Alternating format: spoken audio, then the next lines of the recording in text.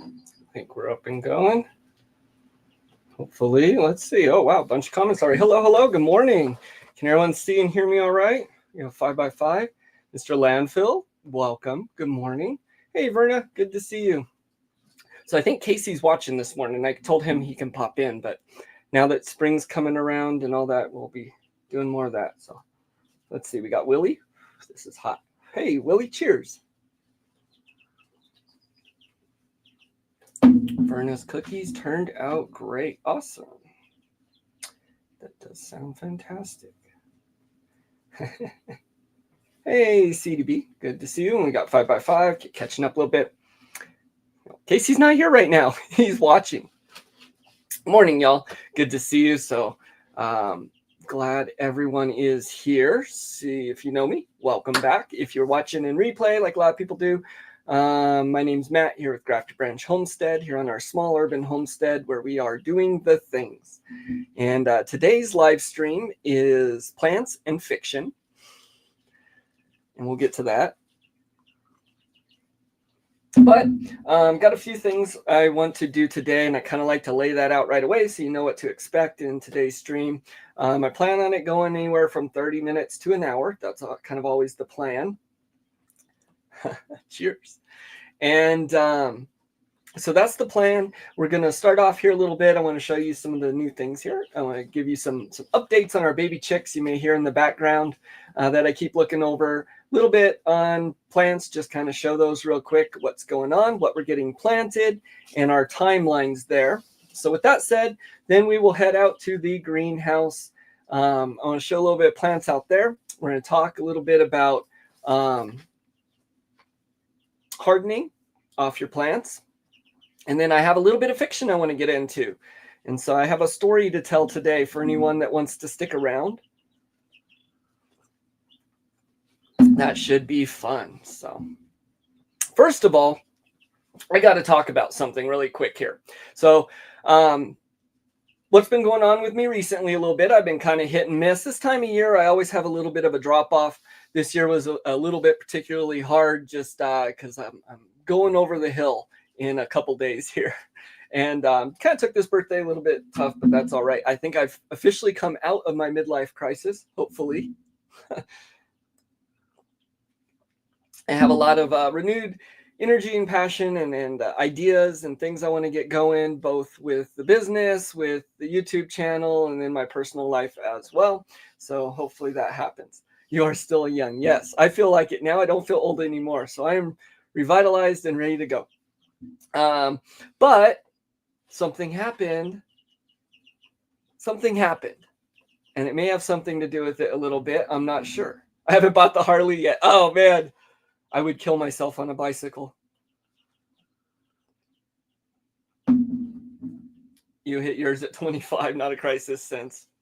But I think I pulled myself out of that a little bit. But something has happened. My eyes may deceive me. My ears may deceive me. I wasn't in people's live streams yesterday, so I apologize, Verna and Aaron there. I missed those. I was out helping clean at my grandfather's house. And so some of that we're going to talk about a little bit later in a way. So I was out of town. I wasn't in town. I missed the live streams. So I apologize for that. But I caught something, and either my eyes and ears deceived me, or there has been some kind of paradigm shift or parallel universe thing, a Mandela effect. There's strange things afoot at the Circle K. I am not sure what is going on here. So I'm just going to show you all. I have a special guest who's going to pop up on screen.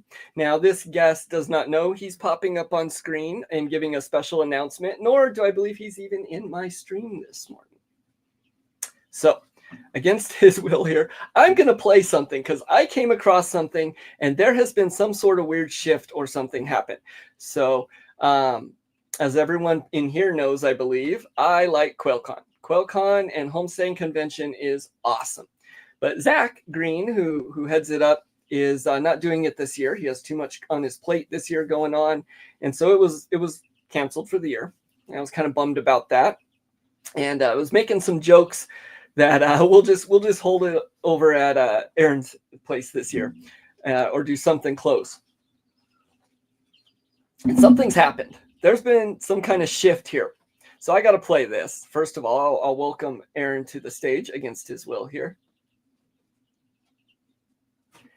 And we're going to play this real quick. I'm just going to play a few minutes here of something that is going on that I have to share out.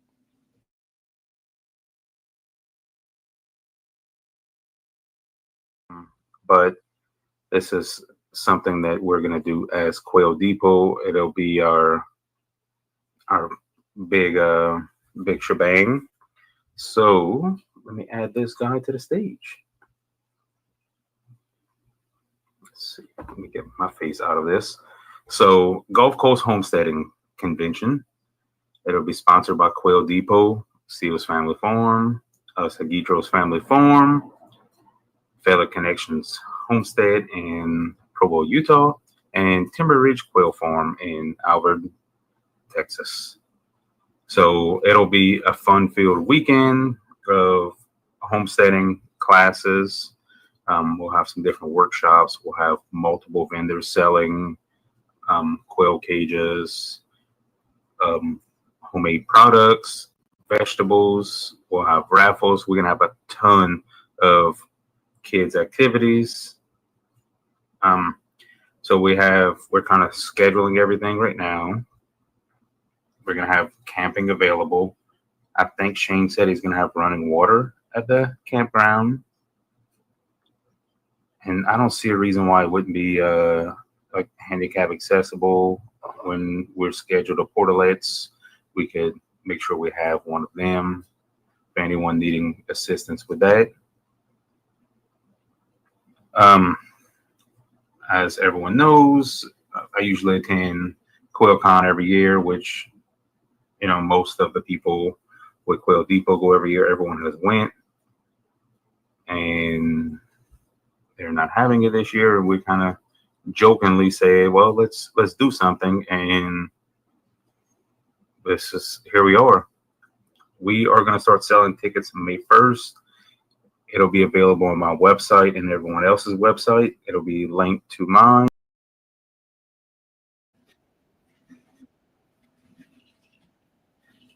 All right, we'll go ahead and stop it right there. But you guys can all go check out Guidros Family Farms and that announcement there. I just thought that was something I love that movie. I just thought that was something really, really cool. And so I don't know if it's actually closer to me though, Verna. So I am looking here. It's a little bit, I guess. It's still 1,100 miles away. It's still 16 hours. So let me share. So it's far from me still. I live far from y'all. So let's see. We'll do this. And let's screen share this real quick, and then we'll get going today. Oops, what did I do?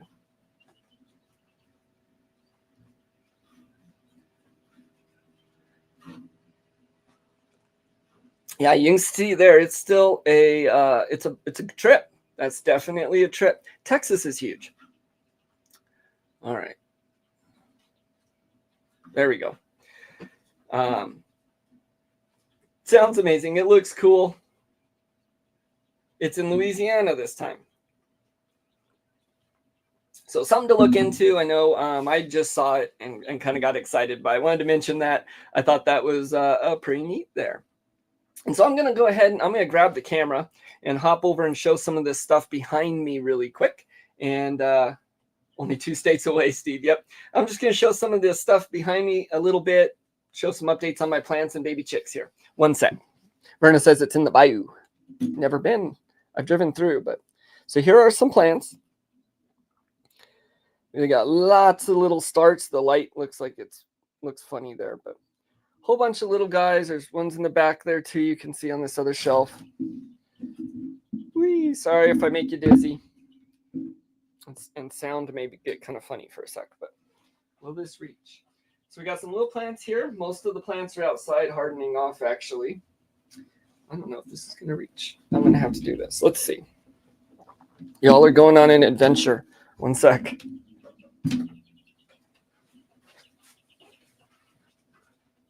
Okay, there we go. So in here are the Orpington buff chicks. We ended up with 3 of them out of 6. 4 actually went into Lockdown, though, one I wasn't real sure on. So from what I saw from candling this time, I guess I have a 100% incubation rate. I did want to ask everyone. So when I've been counting my incubation rate, I don't candle at first. Well, I'll talk about that in a sec. Hey, little guys, these ones are a lot more docile. And then down here, I don't know if we can see, there's the silkies. Usually they're not docile, but they are right now, I guess. And so I got to ask a question here.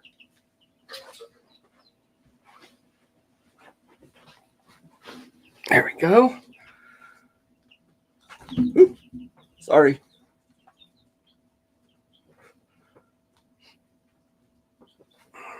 Well, all right, I got to ask a question. The little hidey spot. Oh, my camera's way high now. That's okay. There we go.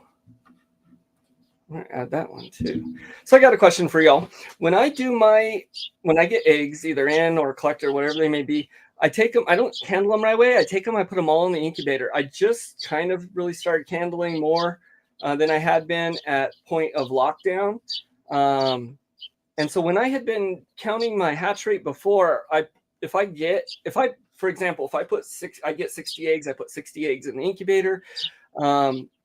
I take my number divided by that. Do you guys take your hatch rate by what just goes into lockdown? I guess that would make more sense because that would explain why my hatch rate's pretty skewed, I guess. Just placed in the incubator at the beginning. So if I put 60 in at the beginning, and then at lockdown, for easy math, at lockdown, I candle and there's 30 that I'm going to allow to go into lockdown. Do I take the original 60? Or do I just take the 30, the viable?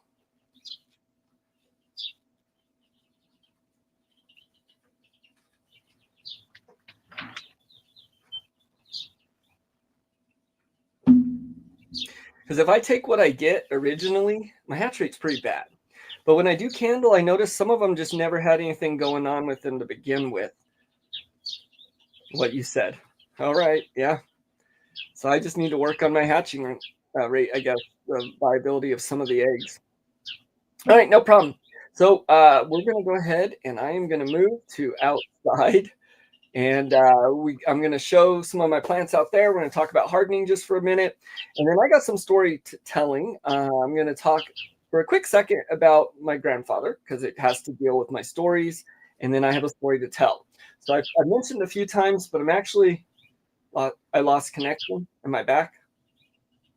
Oh, you did. Anyways, I've been writing 2 books in all my spare time. I don't know if I'm ever going to finish them, to be honest. My goal is to, but we'll see. And so I'm just going to kind of share a little bit of that I thought on screen that might be kind of fun. So one of the books is purely fiction, and it's based off some things I'll talk about. And you did not meet me. And the other one is, it's a how-to book. It's kind of an instructional book, but it's told through a fictional story. I don't know what you call that. And that one's on quail. You're close there, CDB. You're close. I'm going to head outside. So I'm going to cut this camera and I got to get my boots on. So we'll head outside and talk for a few out there. Did your incubator come with a foam box? Lots of people don't know. You're supposed to keep it in it during incubation and off during hatch. So I've been using these little Cubonics ones when I don't have my personal one out, and I have not been doing that. You're letting everyone know.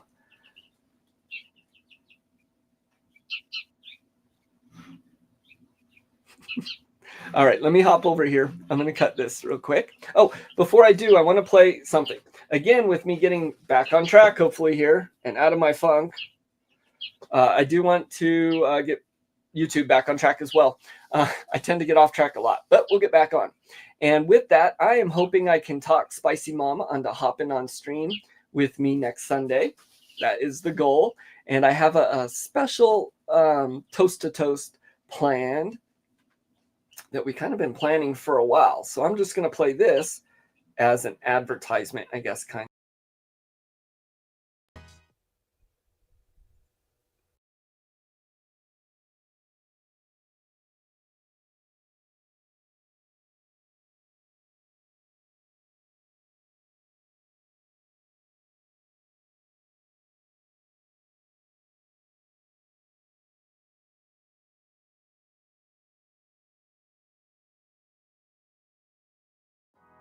From the high desert in the great American Southwest, I bid you a good morning wherever you are. This is Toast to Toast with Matt Atkins and Spicy Mom.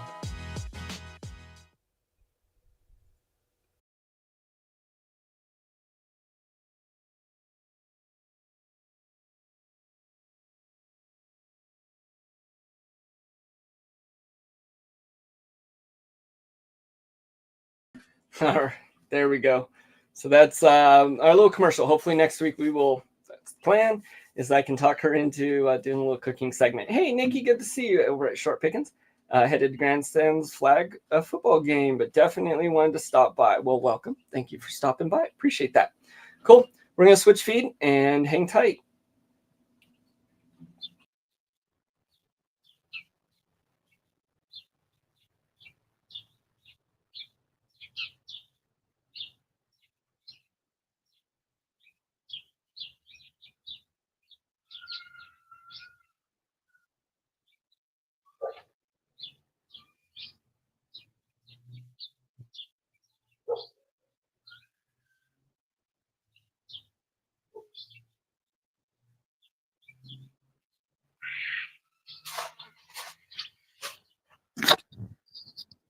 Hopefully everyone can hear me out here.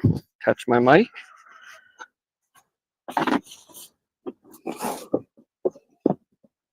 Grab my boots. All right. So I'm going to put my old dusty boots on. This has something to do with what I'm talking about a little bit. These boots actually aren't that old. They're just very dusty and very well worked, I guess. I gotta get myself ready here. Give me just a moment. Ooh, it's always too bright in here, as always. All right. Hopefully we don't go back inside, but that's all right. Before we hop into story time, I'm going to talk about hardening a little bit and what that is. I'm sure most people here probably know, but something important to do with your plants. He needs his deep. It's about to get deep in here. I missed something. That's all right. I'm going to put this hat on. Maybe I'll keep the sun out of my eyes a little bit more. And it's kind of, yeah, there we go. All right, so I'm going to talk about hardening just for a quick minute and what that is. So we got or not all, but we got a bunch of our little plants out here. We got different tomatoes and squashes and I don't know, all kinds of things. Peppers will be coming out soon. And they're out here in the greenhouse right now. And so when they're inside, I try and keep the fan on them a little bit. And then we bring them out in the greenhouse to be slowly exposed to the elements a little bit more where they can get a little hotter, a little cooler. And these next 2 weeks, we're going to be planting. And so we want to make sure that they're strong. And that's important to do in life. I like talking about hardening. It's kind of one of the things I do enjoy. And that's because it's very important in the plant world, just as it is in your own life. And so the plants need some a little bit of opposition, if you will. They need some hardship. Maybe some wind or extra heat, maybe a little bit of cold, not too much where it'll kill them off, but enough that they can learn to resist those things, to grow stronger stems and stuff like that, to harden. And that's important for the plants in their life. Now I can baby it. I can keep it inside, away from any breeze, just under the lights until it's time to come outside and then plant it. And chances are it's probably going to die. It's just not ready for the elements and for what it's going to handle. So as we grow up in life, all throughout life, we're always growing, right? It's important for us to take hardships or take things that happen and allow those to harden us, allow them to make us stronger and not defeat us. So I don't have one in here right now. Oh, it's sitting over there. I moved it out of here. I was going to talk about that with hardening a little bit. In here in the greenhouse, they're getting some extra heat, some extra coolness, all that. It's not very windy right now, and they're protected from that in the greenhouse. So instead of just being put right outside where the wind would probably destroy them right now, I want them to have a little bit of that, but not too much. So you don't want to wipe them out, but you do want to have them grow. So I do have a fan, actually, a box fan that I plug in out here, and I'll do that when I hop off stream to blow the plants around a little bit and help harden them. What did I miss? I'm bad on boots, been through 2 pair. Yeah. Let me show these pair. This actually, I think it was within a year, but let me grab my other pair real quick.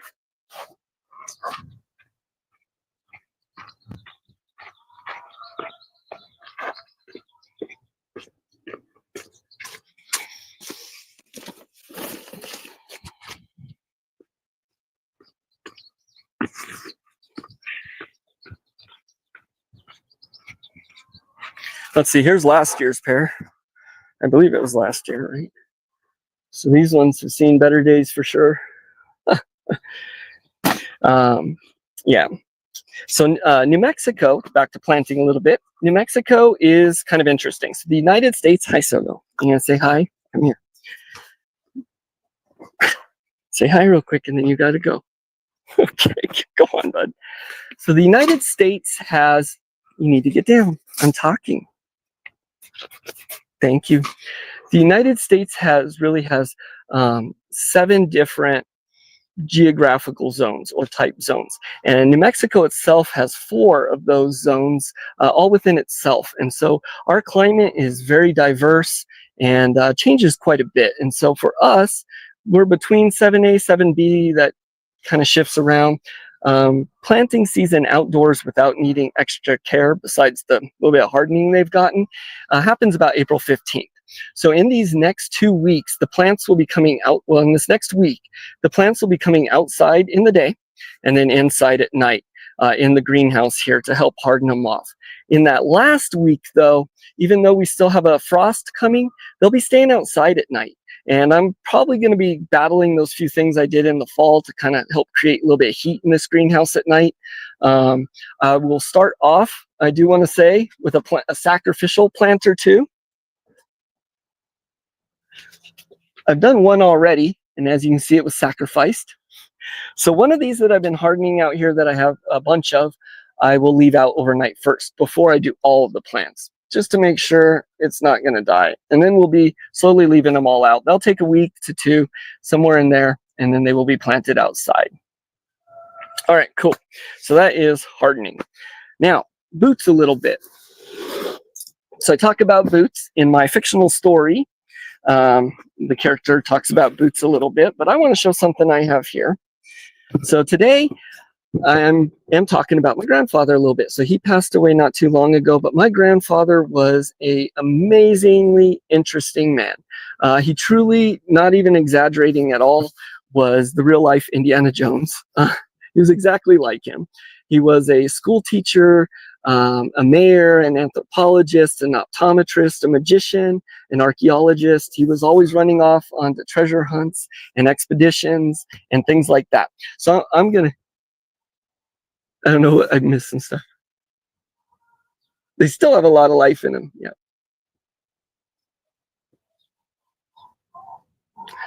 And so he did a whole lot with his life. Extremely interesting man. And so I want to talk a little bit just kind of about him briefly, because it has to do with my story I'm going to tell. So this is something I got that were his, and these are a pair of his boots. Now, these aren't his old dusty boots. These are a nice pair of boots. I didn't have a nice pair to wear out, and so I was given these, and I wanted to show them. And so that's a pair of my grandfather's boots.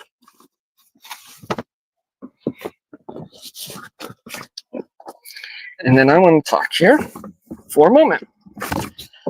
So you guys, if you are here, you get to hear me, whether you want to or not.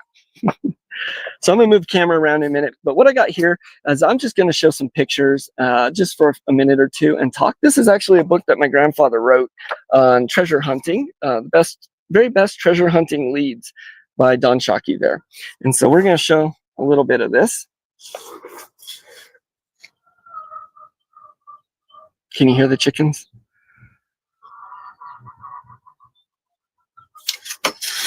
So I like this book a lot. And there's actually some treasure hunts here in the Arizona Estrella Mountains that I would like to take myself.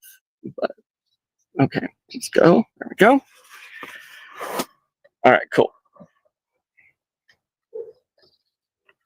So really, I just want to show some pictures, kind of. And there's my grandfather.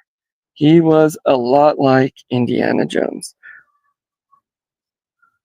And so in this book, he talks about him and some of his buddies in here, different treasure adventures they've had and different leads to treasure hunting. It was something he absolutely loved. He did that here in the States, as well as he climbed Mount Ararat several times, actually looking for Noah's Ark. But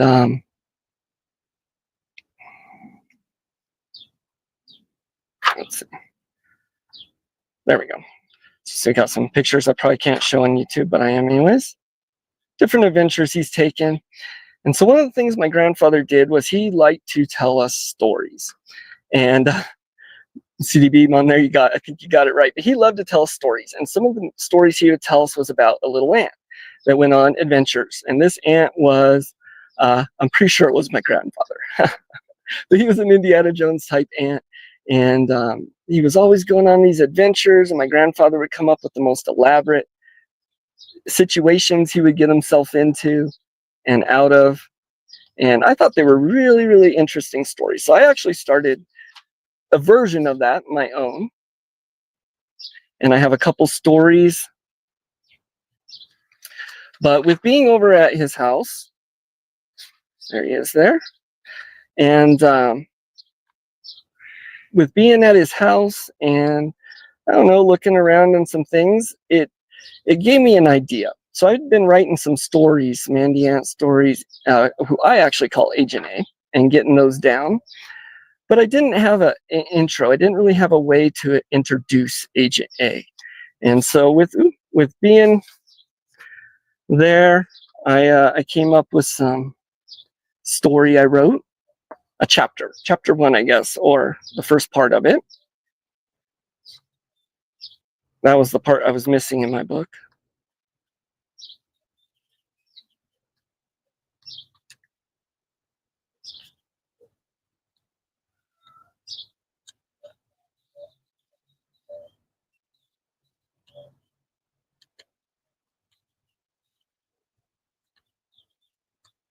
But he did archaeology things in the Philippines, in Russia, and all over the place.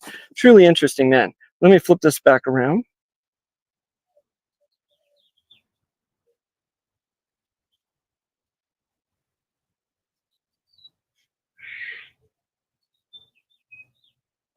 There we go. And so with that, like I said, some of the stories he told us were about Andy Ant. Now, I took a version of that I did with Farmer Casey and Keith there, and I called him Agent A. More so with Farmer Casey, because that's kind of when I came up with it. But like I said, I had some stories, but I didn't have a way of introducing him really. And so I wrote that down, and I got my chapter on how to introduce Agent A. And I thought, well, to anyone that might think that's interesting, I like to do some story time. So one of the 2 books I'm writing is Agent A, and this is the fictional one. So I'm gonna actually switch camera once again and head back inside so I can see a little bit better. And I'm gonna read this to y'all. So bear with me.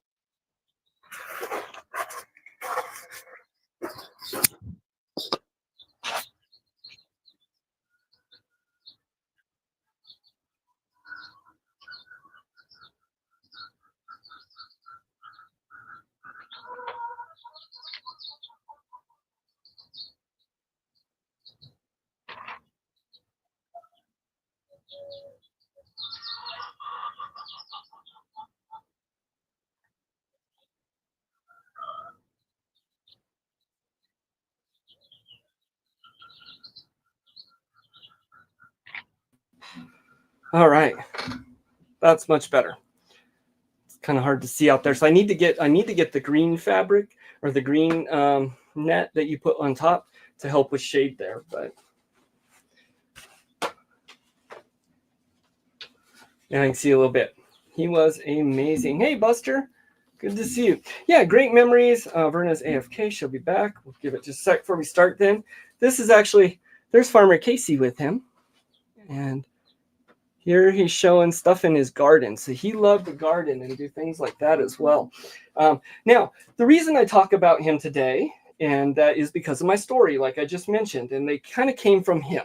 And so the character of, I will call him Agent A, he's my own version of that, and he's kind of a mixture of my grandfather, of Andy Ant, and it's loosely based on real life, the stories and things I tell of his own life that I include. So today I'm going to read my first chapter for anyone that's interested, and if you're not, you don't have to be here. But this is called Andy and John.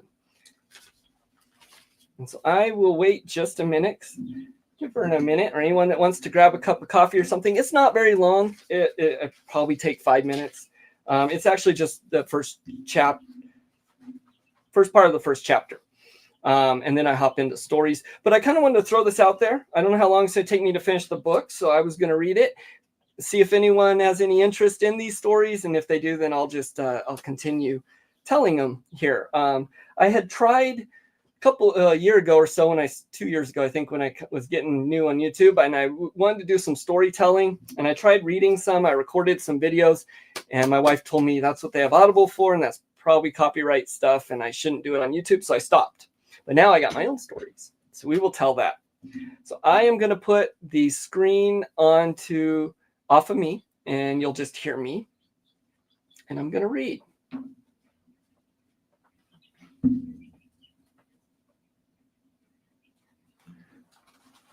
Ooh, I'm jealous there, Willie. That sounds delicious. I could go for some of that right now. Okay. Let's read this, and then we'll pop back on.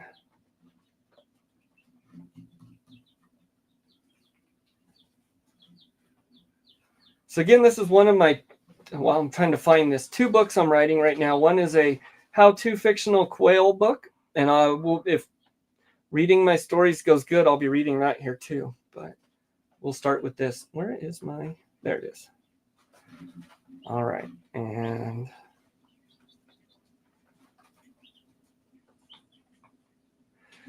can you hear me still?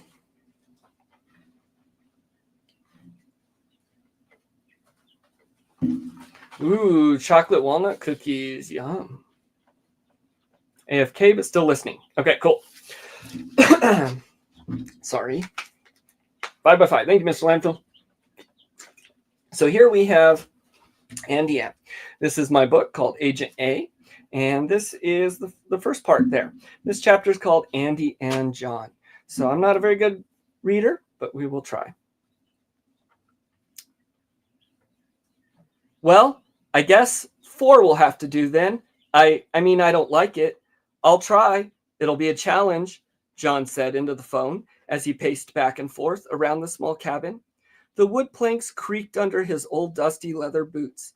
Cowboy boots. If only I could fashion a pair like them, I'd be set, Andy said, as he pulled off one of his straight twig-looking legs up to his face, or pulled it up to his face. They just slip off, Andy sighed. But if I had boots like John, I could go anywhere, Andy said as he allowed his imagination to drift for a moment or two until those very boots Andy was admiring almost ended him. Hey! Andy screamed at the top of his lungs, his voice small and sharp. Andy mumbled under his breath as he made his way over to the fireplace hearth. The stones that lined the floor just beneath the fireplace were warm and glistened as the flames twitched. This was Andy's favorite place to sit, kick back, rest, and dream. Tonight, the fire was smaller and burning low. It was July, and the mountain air was warm. Andy stepped onto the rock on the inner edge of the left side of the hearth. where one of the floorboards had broken, a splinter piece off that was formed when the nail that had kept it in place had broken the corner, making the perfect little ramp for his tired legs. Andy smiled as he laid eyes on his hammock, just at the edge of the fireplace. Not so close as to be burned up, but just out of the way enough, set between two stones that made up the walls, so it wasn't wiped away when John cleaned out the fireplace, which was not enough, according to Loretta. John's aging and beautiful wife.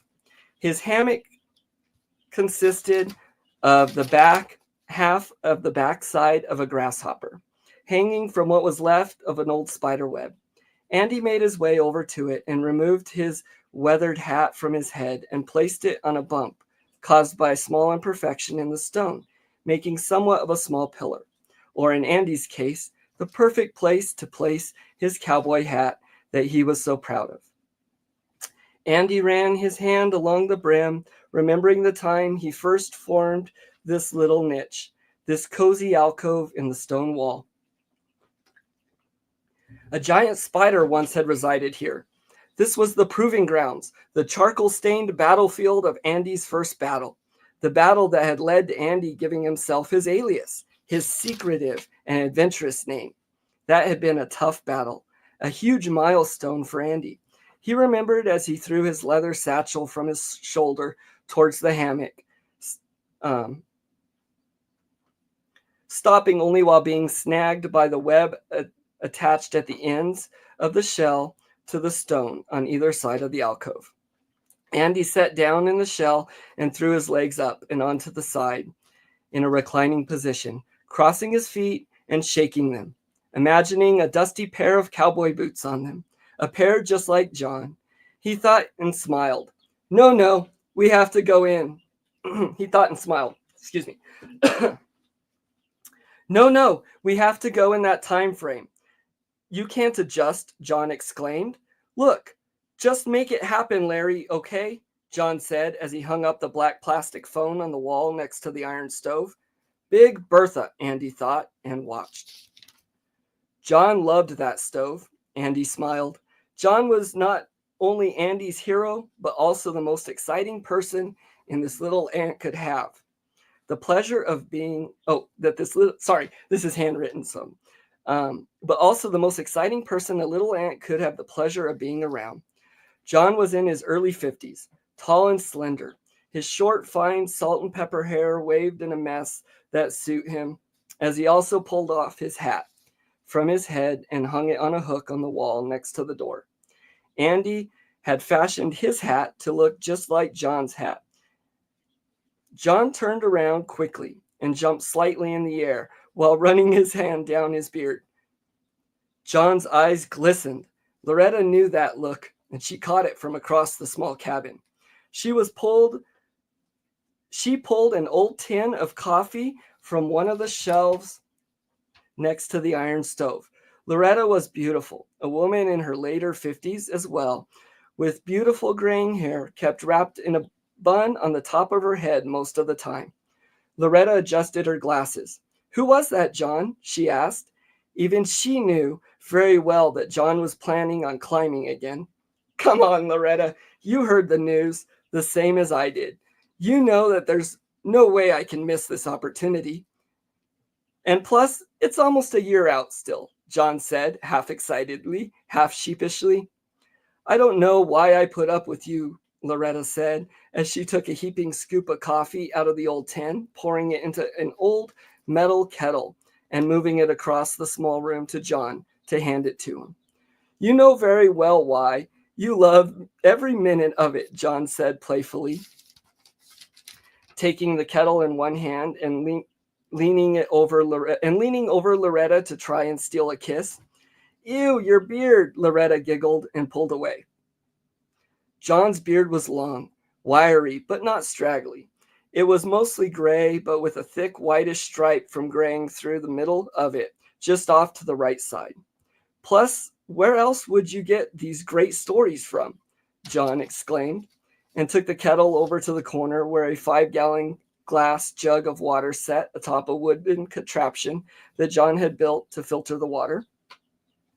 John smiled as he thought of the adventures he was planning, a grand adventure that would change everything. He filled the kettle with water and allowed his thoughts to wander. Andy smiled and reached into his bag hanging above his head and next in the web and retrieved a small cup crafted from a broken BB. Andy smiled. He sure did love John's stories. They could get tall, no doubt, but they were always based in fact. Andy liked that. After all, John's average everyday life was nothing short of extraordinary anyhow. Mount Ararat, Andy said, wishfully. Sorry. Then threw his legs back out of the hammock and moved further inside the alcove, over to the wall and out of sight from the rest of the much larger room. Just another average day today, Perkins, Andy said to his small pet, waiting eagerly to see him in the corner. Or so Andy imagined. Perkins, a doll made of small straw pieces and spiderweb glue, set atop a small shelf. Andy had given him a small head made from a small seed and drawn a face on it with a goofy grin. Andy took a bit of dirt from a bowl on the shelf and plopped it in his mug and turned around just as John approached the fireplace with his coffee pot and placed it in the small fire. John's shirt cuff button glistened in the firelight. You know, Loretta, John said excitingly, you could come with me next month to Arizona. But then who would feed the sourdough and the chickens? Loretta applied, and she sat back in her handmade wooden rocker with her favorite book. She knew she wouldn't get too far before John started in on one of his stories. John pulled the already boiling kettle from the flames, made his way back over to the water, the floorboards creaking under his feet, louder now as the night began to fall, and the desert to cool off, causing the boards to come alive. The dust particles coming off of John's jeans caught light from the flames and seemed to sparkle in the light like stars from where Andy stood. He himself pulling his mug from the part of the fire closest to Andy. Andy didn't have coffee, nor did he know what it was, but he tried to imitate John the best he could. John splashed some cold water in the kettle, making the coffee grounds sink to the bottom.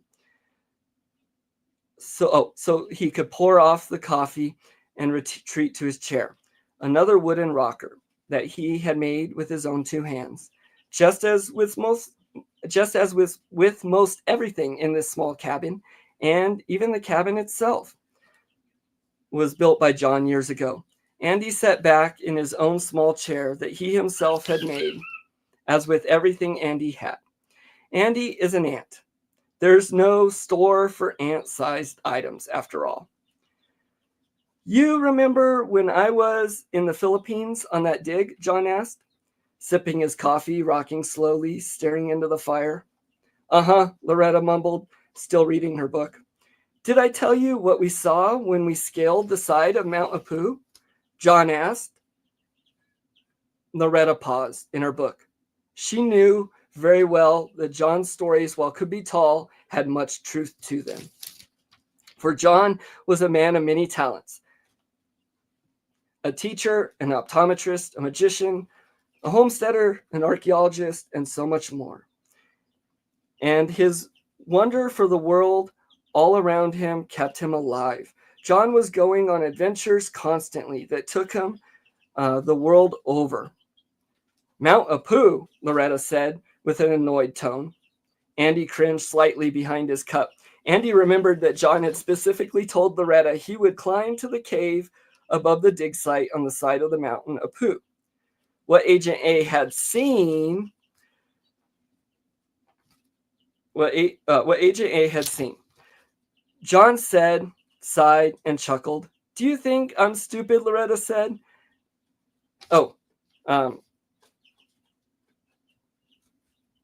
Sorry, let me go back just a minute. It's handwritten, so I got to type it. But climb the alcove above the dig site on the side of Mount Apu. I mean, what Agent A had seen? John said, sighed, and chuckled. Do you think I'm stupid? Loretta said, half jokingly, half angry. Agent A, the night gnome.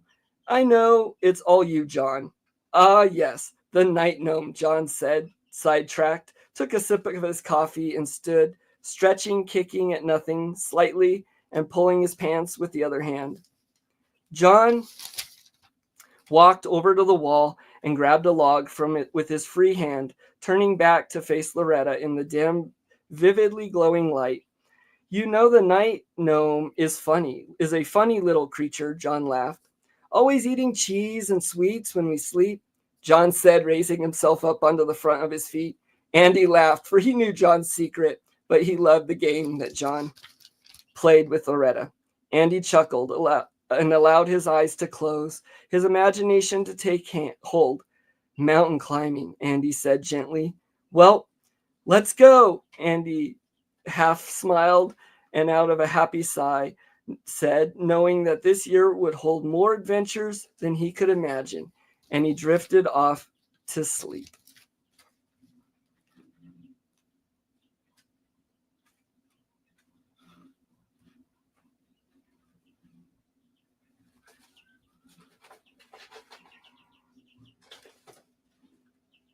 Where is it at? There it is. I'm back. All right, so that was the first chapter of my book, Agent A, that I'm writing with some fictional tales. I don't know if people will like it or not. If so, I can continue telling my stories. And then I'd like to share my other book here too. But that is about what I had for today. And we're approaching an hour, so that's awesome. I'm going to go ahead and leave the last couple minutes here just to chat. And then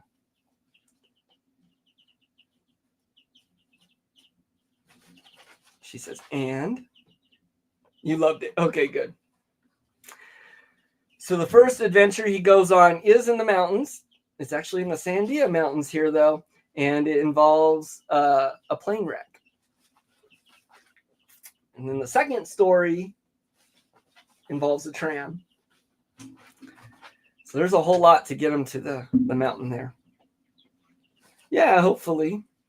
I love telling stories. I really like writing them, and I never share them anywhere, really, so I thought maybe I would share. And I'm not the best storyteller, but who knows?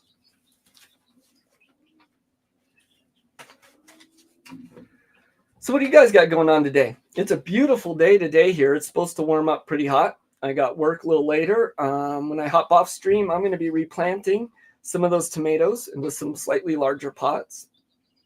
And then I'm also working on the Silky Coop area as well. So we got that underway. Anything going on in everyone's life?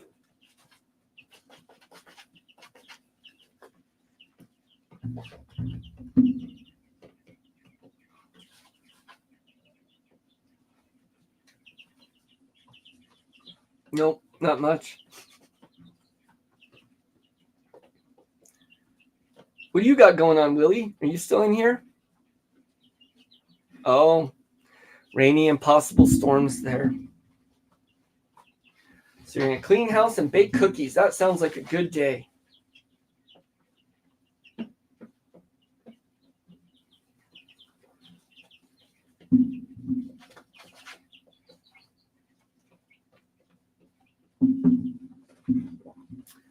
CDB's playing with the parrot.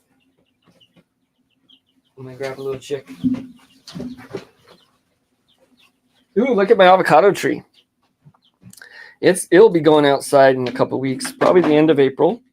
So at the end of April is when I'm going to harvest my garlic and onions, and then the tree will probably go outside too.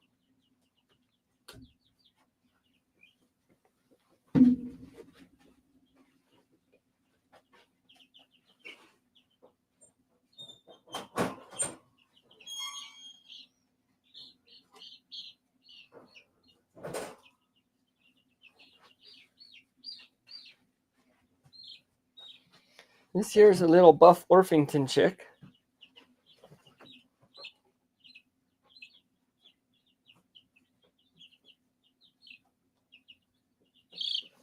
So these are some of my favorite chicks, as well as the silkies. These are very docile, family-friendly birds. They lay nice big brown eggs.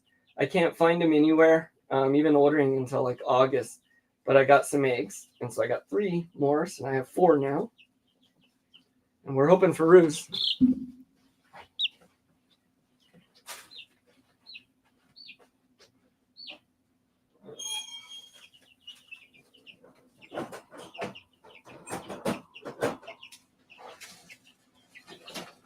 These guys are crazy.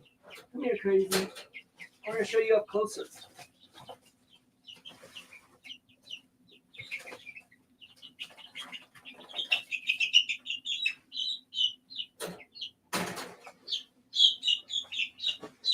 And these little silkies are wild. These came from Gidros too. All of my silkies did but one.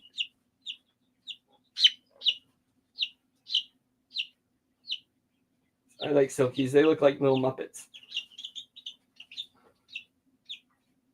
I am hoping for roos. So I can tell my roos story, why I don't have one, or why I want one, if anyone wants to hear it again. But it's the same story of why I got into quail.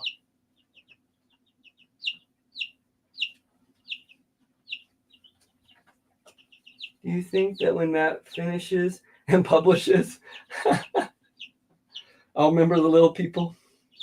You guys are the big people in my life, not the little people.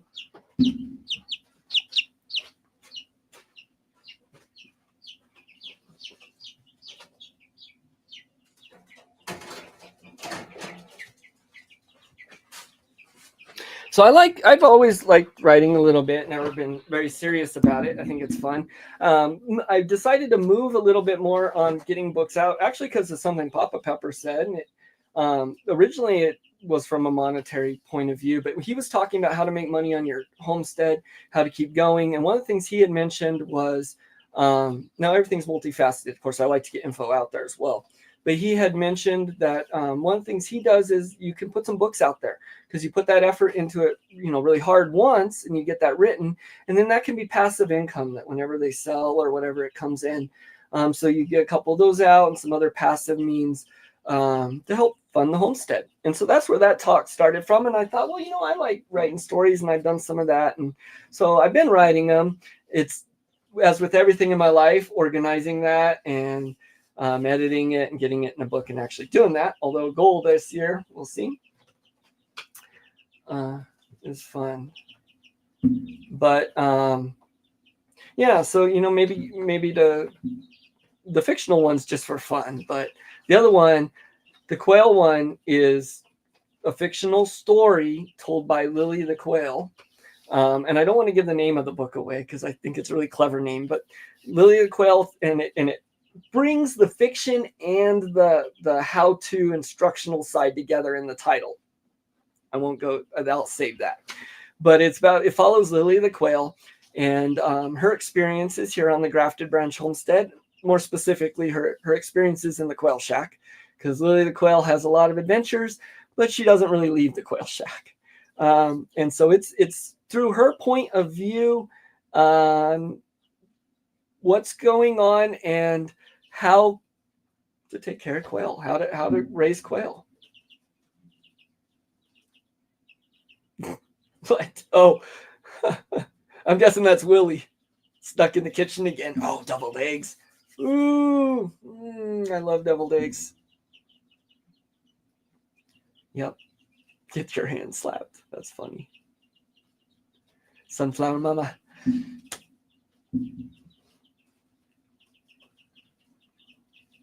Yeah, so I thought so. And it actually, my idea when I really want to tell the title, because if I just tell the title, then everyone will, oh, that makes sense. But it's really clever, so I'm going to keep it. But the idea behind it was, with watching Zach do the monthly giveaways and everyone's push, Aaron's even, and everyone in the community's push towards, wanting to encourage kids. And the whole reason I do all the stuff I do is trying to preserve a way. One of the reasons is trying to preserve a way of life, to teach it, instead of, everyone just going to the normal 9-to-5 type stuff, to my kids and to other kids and other people. And so my idea was that I can take a book that's a true how-to instructional book that can be very boring sometimes. Oh, I don't want to give away my ideas before I finish. No one steal my ideas. No, I'm just kidding. I can use something to write the books. I don't have to do the work. Well, I could try. But it was, anyways, the idea was to do a how to raise quail basically book, or where to start, what they are, kind of that whole thing. But included in these adventure stories that this little quail takes, and her view on basically on me and the quail shack. But I saw you play with my baby. are you going to join us No. next I'm not week for camera. cooking? Oh, I'm not I'm camera. going to play this. I'm going to play this one more time.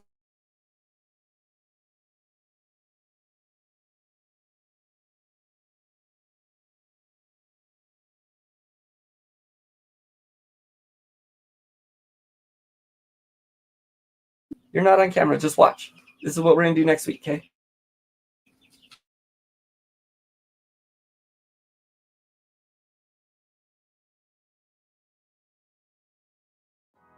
From the high desert in the great American Southwest, I bid you a good morning wherever you are. This is Toast to Toast with Matt Atkins and Spicy Mom.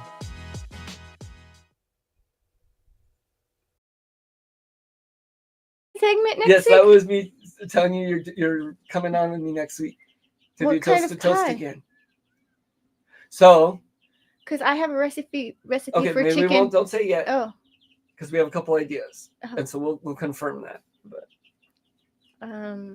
I guess I'm joining you next week. yeah, all right. If I'm Spicy not- Mom said yes.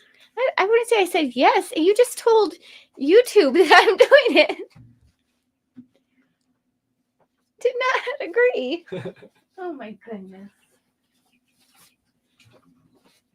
I saw you play with my babies on you be careful with my babies. I was playing with them. I don't keep them out too long. Those are my babies. Yes. So Verna says you have to do the work, but Canva makes it fun and helps you set it up. Okay, like you did with the cookbooks. I'll have to look into that, Verna. Let me write that down. So Do you know what that is? Yes. Oh, okay. You do need to like pay, subscribe, sort of thing. Oh, okay. But Casey would probably use Canva as well when he makes, he does his videos and different things. And if we got it, he'd probably use it too. I'll have to look into that. Thanks, Verna. So Verna says she uses that for her cookbooks, and I actually will show that now.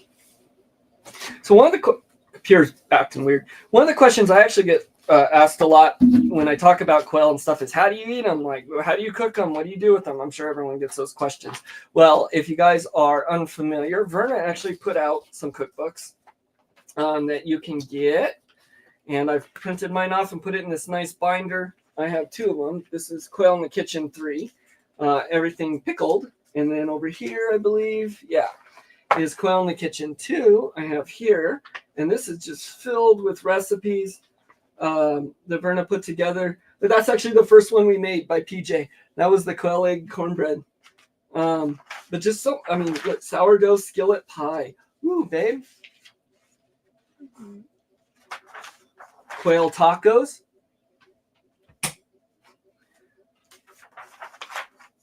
Bacon wrapped pepper popper stuffed quail. Yogurt marinated quail. Oh no, fluffy tapioca. So lots of recipes in here. I need to put a cover on it, but there we go. So Verna put these books together with all kinds. So if you are getting into quail or starting or anything like that, you're even just thinking about it and you're wondering what you can do with them, what you need to do is, I believe they're still at myshire.com. Go over there and pick up Verna's cookbooks. And I think she said she was going to be doing a new one too. Love quail tacos. Maybe we got to try those. Verna is a wealth of info.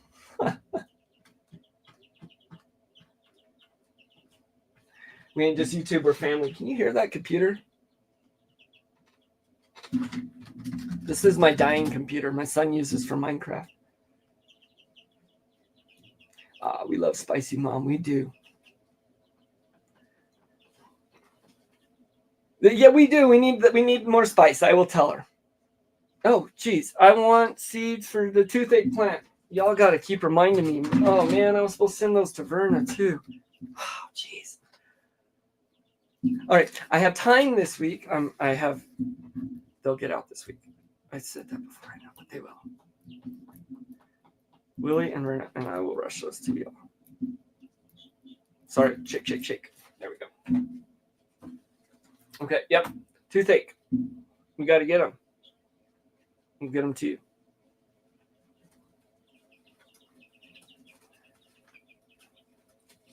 Yeah, recipes sound good. So we made some of them from there. Oh, here we go. So Verna's posting now where you can find it. Yep.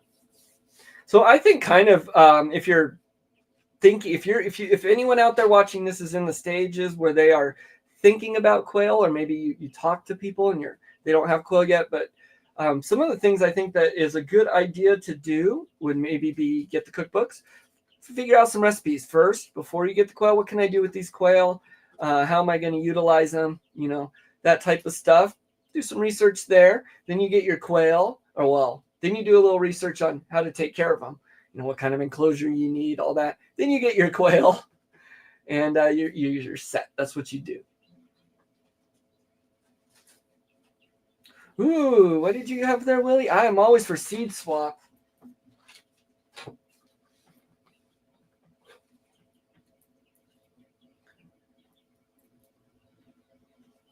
I do want those seeds, but let's do this, Willie, because this will actually also help me remember and light a little fire under me to get things mailed out. I'm going to send you those toothache plants, and I'm going to send a self-addressed stamped envelope along with them. That way, when you get my toothache plants, you can just ship back some of those collared kale for me. That would be awesome.